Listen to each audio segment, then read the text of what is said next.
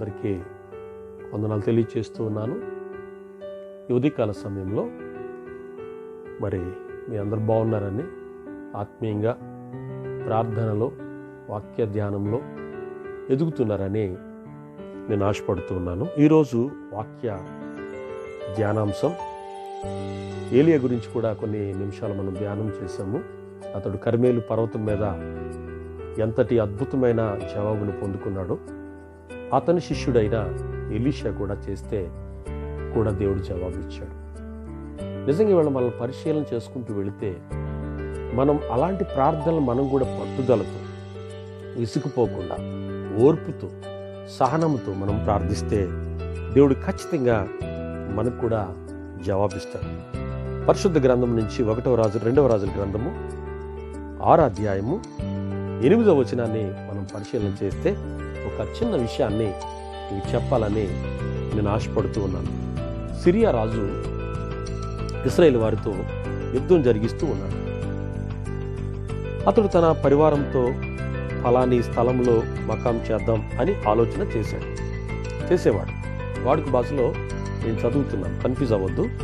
అయితే దేవుని మనిషి ఫలాని స్థలానికి వెళ్ళవద్దు, అక్కడ సిరియన్లు దిగి వచ్చారు అని ఇజ్రాయెల్ రాజుకు కబురు పంపాడు. ఎలీషా ఏమో ఇజ్రాయెల్ రాజుకు కబురు పంపాడు.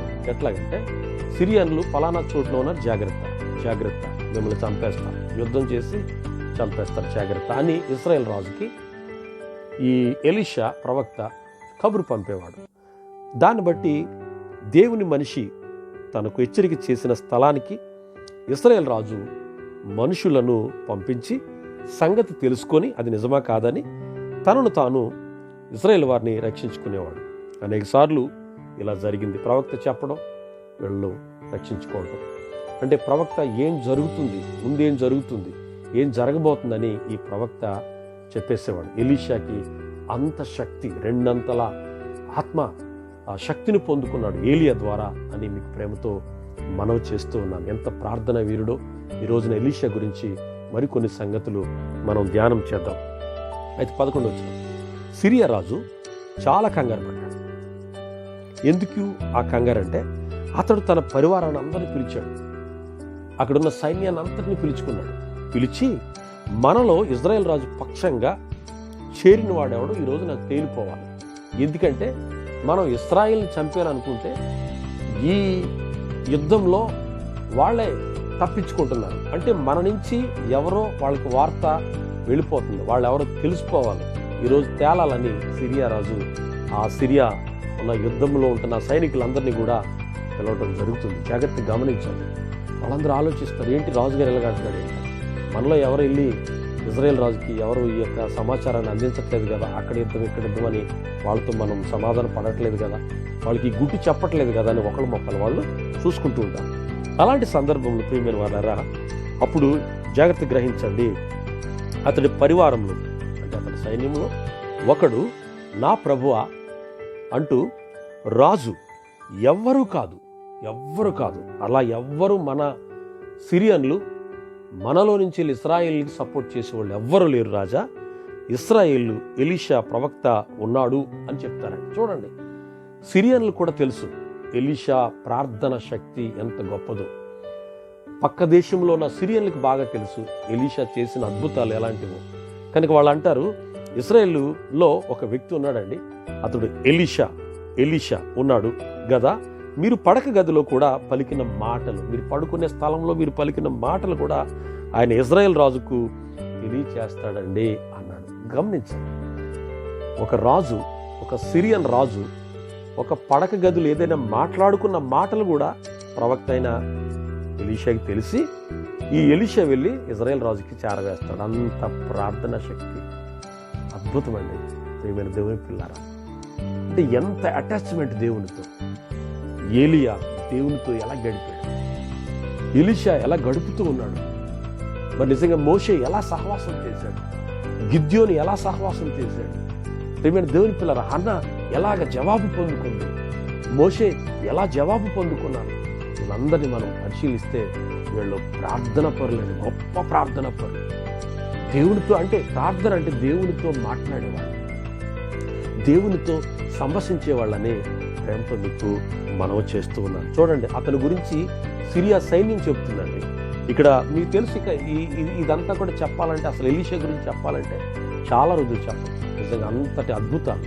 నయమాను లాంటి ఆ సైన్యాధిపతిని కూడా అతడు స్వస్థపరిచినట్లుగా 7 మార్లు అతడు యోర్దాను నదిలో మునిగినప్పుడు 7 మార్లు పసిపిల్ల దేహం వల్ల అయిపోతుంది. కుష్టి రోగంతో ఉన్న నయమాను జీవితంలో అతడు స్వస్థత అంటే చేయి కూడా పెట్టలేదు, ఒక మాట ఇస్తాడు అంటే అంత ప్రార్థన పరుడు. అది మీకు తెలుసు. కానీ ఇక్కడ ఉంటున్న పరిస్థితి చూద్దాం. ఇక్కడ ఏం జరిగింది? 13 వచ్చిన, అయితే అతడు ఎక్కడ ఉన్నాడో వెళ్ళి వెతకండి. రాజు అంటున్నాడు, అతన్ని పట్టుకోవడానికి నేను మనుషుల్ని పంపిస్తాను అని రాజు ఆదేశించాడు సిరియన్లకి. అప్పుడు వెంటనే ఈ సమయంలో అతడు దోతానులో ఉన్నాడు అని వార్త వచ్చింది. అతడు ఎక్కడున్నాడో ఎంక్వైరీ చేశారు, తెలిసిపోయింది. గనుక రాజు 14 వచ్చిన, రాజు గుర్రాలను, రథాలను, పెద్ద సైన్యాన్ని అక్కడికి, చూడండి, ఎలీషాని పట్టుకోవడానికి పెద్ద పెద్ద రథాలు, పెద్ద పెద్ద గుర్రాలు, ఎంత సైన్యం బయలుదేరుతుందో చూడండి. దేవుని పిల్లలు ఎంత ప్రార్థన వీరులండి వాళ్ళు, ఎంత శక్తివంతులండి. గత వీడియోలో చెప్పాను, 450 మంది బయలుదేవతలను అతను నరికి పాడేశాడు ఏలియా. దేవుని సన్నిధిలో బలాన్ని పొందుకొని అక్కడ అగ్నిని రప్పించాడు. దేవుని పిల్లలు, దేవుడు ఒక్కడే మన పక్షాన్ని, ఎంతమందినైనా మనం జయించగలం. ఫిలిస్తీయులు ఎంతో మంది ఉన్నారు, వాళ్ళందరి పక్షాన భయంకరమైన వ్యక్తి ఆనాడు గొలియాతు వచ్చినప్పుడు దావీదు సామాన్యంగా దేవుని పక్షాన వెళ్ళి యుద్ధం చేశాడు. దావీదు పక్షాన దేవుడు యుద్ధం చేశాడు. ఈ రోజున ఆయన పక్షాన నిలబడితే, ఆయన సన్నిధిలో నిలబడితే, ఆయన బలాన్ని వెతికితే, ఆయన సన్నిధిని వెతికితే నీ పక్షాన ఆయన యుద్ధం చేస్తాడని మర్చిపోవద్దని ప్రేమతో మనం చేస్తున్నాం. చూడండి, ఎలీషాని పట్టుకోవడానికి ఎంతమంది సైన్యం వచ్చారో చూద్దాం. వాళ్ళు రాత్రి వెళ్ళి ఆ ఊరిని చుట్టుముట్టారు. ఎక్కడైతే ఎలీషా ఉన్నాడో అక్కడికి వెళ్ళి చుట్టూరు సైన్యం కాపు కాసింది. 15 వచనం, దేవుని మనిషికి పరిచర్య చేసేవాడు పెందలకాడే లేచి బయటికి వెళ్ళాడు. ఎవరు? దేవుని మనిషి అంటే ఈ వాడుక భాషలో ఎలీషా. ఎలీషాకి పరిచారికుడు మీకు తెలుసు కదా, గెహజీ. బయటికి వెళ్ళాడు. బయటికి వెళ్ళగానే చుట్టూరు ఏం కనిపిస్తున్నాయో తెలుసు అతనికి. ఊరు చుట్టూరు గుర్రాలు, రథాలు, సైన్యం ఉండటం చూచి ఎలీషా దగ్గరికి తిరిగి మరలా వచ్చాడు. అయ్యో అయ్యగారు అయ్యగారు అయ్యగారు అంటూ, మనం ఇప్పుడేం చేయాలి అని ఆ యువకుడు అన్నాడని ఇక్కడ వాడుక భాషలో ఉంది. అంటే గెహజీ అన్నాడు. భయపడిపోయాడు. 16 వచనం, అందుకు ఎలీషా, ఎందుకు భయపడుతున్నావు? వారి పక్షంగా ఉన్న వాళ్ళ కంటే, ఇక్కడ ప్రారంభమవుతుంది ఇతని విశ్వాసం. ఇతడు దేవునితో చేసిన ప్రార్థన, తన గుండెల్లో నుంచి తన విశ్వాసం పెళ్లి బిగుతుంది. అతడు అన్నాడు, వారి పక్షంగా ఉన్న వాళ్ళ కంటే, వాళ్ళ గుర్రాల కంటే, వాళ్ళ రథాల కంటే మనం పక్షంగా ఉన్నవారే ఎక్కువ మంది అన్నాడు. ఇది గెహజీకి అర్థం కాలేదు. ఇదేంటి, మన పక్షాన్ని ఎవరున్నారు? మనిద్దరమే కదా, గురువు గారు, ఎలీషా గారు, మీరు, నేను అని అనుకుంటూ ఉన్నాడు. అప్పుడు వెంటనే చూద్దాం 17 వచనం, అప్పుడు ఎలీషా దేవునికి ప్రార్థన చేశాడు. హల్లెలూయా. అప్పుడు ప్రార్థించాడు పిల్లలు. ఆ ఊరు చుట్టూరు జనాలు, అంటే సైన్యం వచ్చేసింది దోతానులో వీళ్ళు పట్టుకోవడానికి. రథాలు, సైన్యాలు ఎన్నెన్నో వచ్చేసినాయి. గెహజీ భయపడ్డాడు. కానీ గెహజీకి ఇద్దరే కనిపిస్తున్నారు. ఆ సైన్యం కనిపిస్తుంది. మీరు నేనే కదా గురుగారు మళ్ళీ చంపేస్తారేమని భయపడుతున్న సమయంలో భయపడొద్దని ప్రార్థన చేస్తాడు. 17 వచనంలో, యెహోవా నా పక్షాన, నా చుట్టూరు ఎలాంటి దూతలను పెట్టావో, ఎలాంటి అగ్నిరథాలను పెట్టావో నా పక్కన ఉన్న అసిస్టెంట్ గెహజీకి తెలియచేయి అని దేవుడికి ప్రార్థన చేస్తాడు ఎలీషా. ప్రార్థన చేయగానే ఈయన కండ్లు తెరువు. ఆ ఒక్క మాట అండి, యెహోవా కండ్లు తెరువు అన్నాడండి. యెహోవా ఇతడు చూచేలాగా.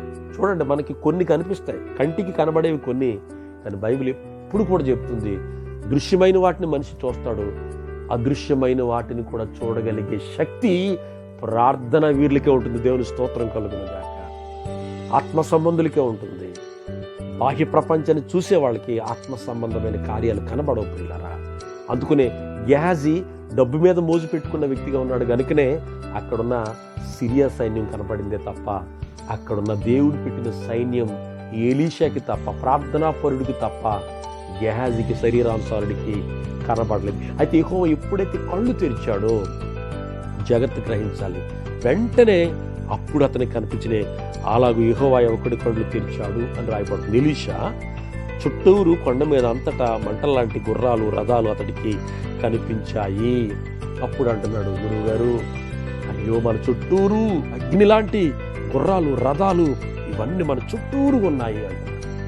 18వ వచనంకి వెళ్ళేసరికి ఇక్కడ చూడండి, జాగ్రత్తగా గమనించండి. సిరియా వాళ్ళు ఎలీషా వైపు వచ్చేస్తున్నారు. ఆ రథాలు, ఆ గుర్రాలు వచ్చేస్తున్నాయి. వస్తున్నప్పుడు అతడు యెహోవాకు ఈ ప్రజలకు గుడ్డితనం కలిగితేయని ప్రార్థన చేశాడు. ఇక్కడ 2 ప్రార్థనలు. ఒకటి, వీడి కళ్ళు తెరువు ప్రభువా అని గెహాజీ కోసం ప్రార్థించాడు. ఇతని కళ్ళు తెరవబడి దేవుని సైన్యాన్ని చూశారు. వాళ్ళెవరంటే వాళ్ళు చంపడానికి వస్తున్నారు, ఎత్తుకెళ్ళడానికి వస్తున్నారు కనుక వాళ్ళకి గుడ్డితనం కలిగించే కొన్నిసార్లు ఇశ్రాయేలీలను రక్షించుకోవటానికి, కొన్ని పర్యాయాలు తన ప్రవక్తలను రక్షించుకోవడానికి, తన బిడ్డలను రక్షించుకోవడానికి కొన్ని బాంబులు పెట్టేవాడు దేవుడు. అంటే మసక, అంటే కళ్ళుకి కనబడకుండా చూడండి, మధ్యలో పొగ బాంబులు అంటారు కదా, అట్లాంటి పొగ పుట్టించేవాడు దేవుడు. అట్లాంటి పరిస్థితి అక్కడ జరిగింది. ఎలీషా ప్రార్థించగానే వాళ్ళ కళ్ళుకి గుడ్డితనం కలిగజేయని ప్రార్థన చేయగా, ఎలీషా ప్రార్థించినట్టు యెహోవా వాళ్ళకి ఒక మనిషి ప్రార్థన చేసి దేవుడు ఏంటండి. జాగ్రత్త గ్రహించాలి. ఈరోజు నువ్వు నేను దేవునికి చాలా అవసరమైన ఈ సమాజాన్ని రక్షించడానికి, ఈ నశించిపోతున్న ఆత్మను రక్షించడానికి దేవుడు కొంతమందిని సెలక్షన్ చేసుకుంటాడు. ఈరోజు నిన్ను కూడా ఏర్పాటు చేస్తున్నాడు. నీ ద్వారా అనేక మందిని రక్షించాడు.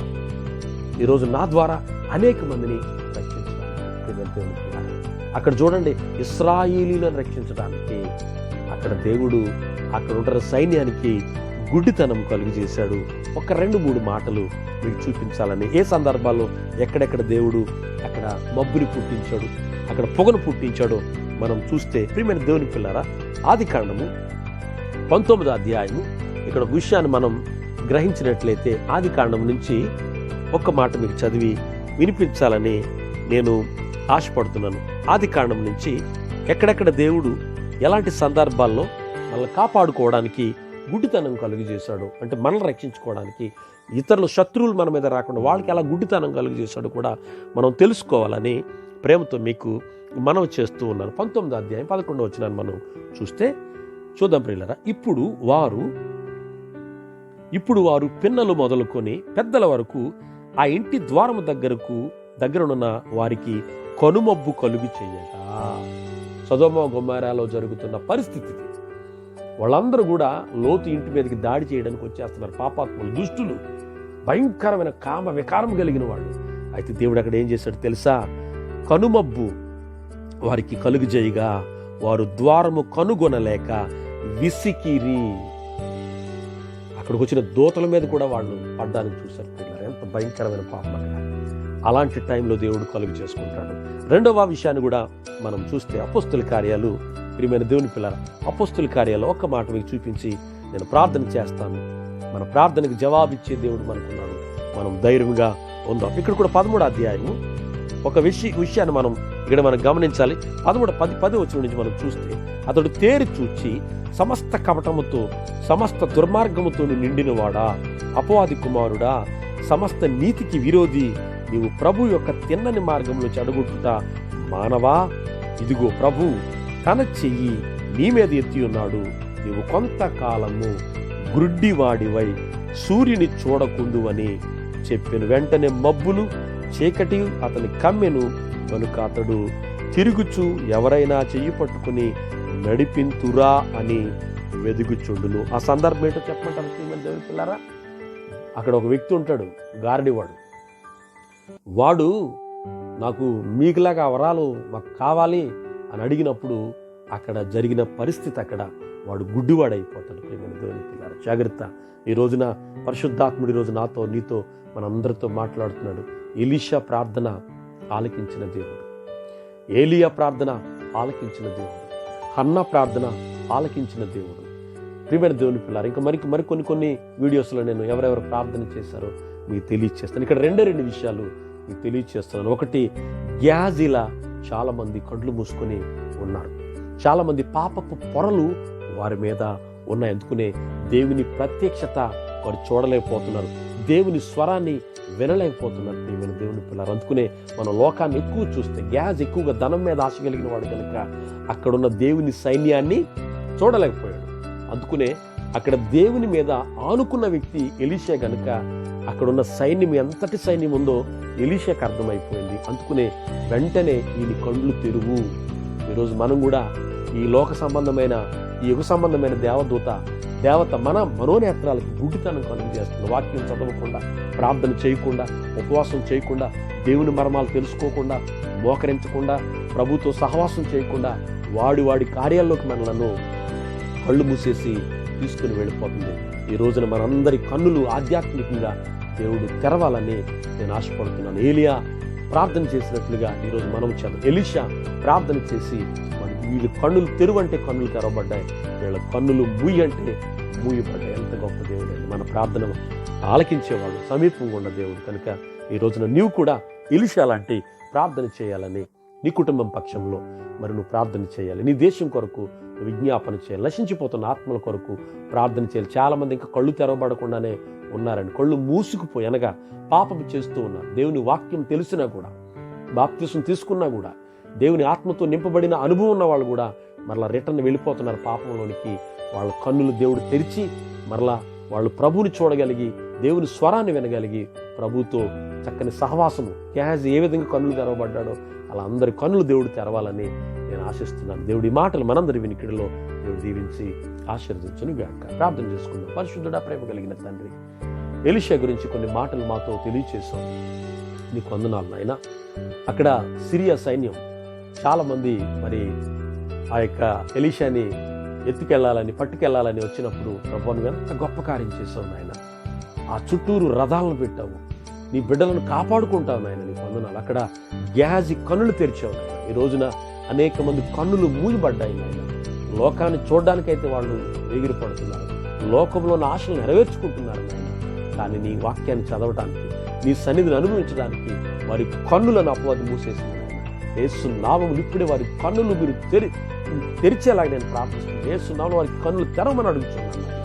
నీ కన్నులు స్తోత్రాలు ప్రభువా. గెహాజీ కన్నులు తెరిచినట్లుగా అనేక మంది కన్నులు తెరవండి నాయన. అదేవిధంగా మరి ఎవరెవరైతే శత్రువులుగా మా మీద దాడి చేయడానికి వస్తూ ఉన్నారో వాళ్ళ కన్నులు మూయమని కూడా నేను ప్రార్థన చేస్తున్నాను. ఆనాడు సిరియా సైన్యపు కన్నులు మూయగలిగిన దేవుడు నాయన. ఆనాడు గారిడి వ్యక్తి చేస్తున్న పనులు బట్టి అతడు కన్నులు మూయగలిగిన దేవుడు నాయన. నువ్వెంత గొప్ప దేవుడు. ఎలీషాకి ఇచ్చినట్లుగా మాకు కూడా జవాబు మా దేశం పట్ల, మా ప్రపంచం పట్ల, మా కుటుంబాల పట్ల, మా సంఘాల పట్ల మీరు జవాబిచ్చి అనేక మంది కన్నులు తెరుచుకొని ఆధ్యాత్మికమైన నేత్రాలతో నిన్ను స్తుతించి ఆరాధించి నీ సన్నిధిలో బలపడే కృప అందరికీ అనుగ్రహించుకోండి. ఈ మాటలు వింటున్న ప్రతి ఒక్కరిని దీవించి ఆశీర్వదించుకోండి. మా అందరి కొరకు అతి త్వరగా రాబోతున్నా యేసుక్రీస్తు నామములో ప్రార్థన అడిగి పొందుకొని ఉన్నాము తండ్రి. ఆమేన్. తండ్రి, కుమార, పరిశుద్ధాత్మ త్రియేక దేవుడు మనందరికి సదాకాలమైన కృప, ప్రేమ, ఆదరణ తోడైండును గాక.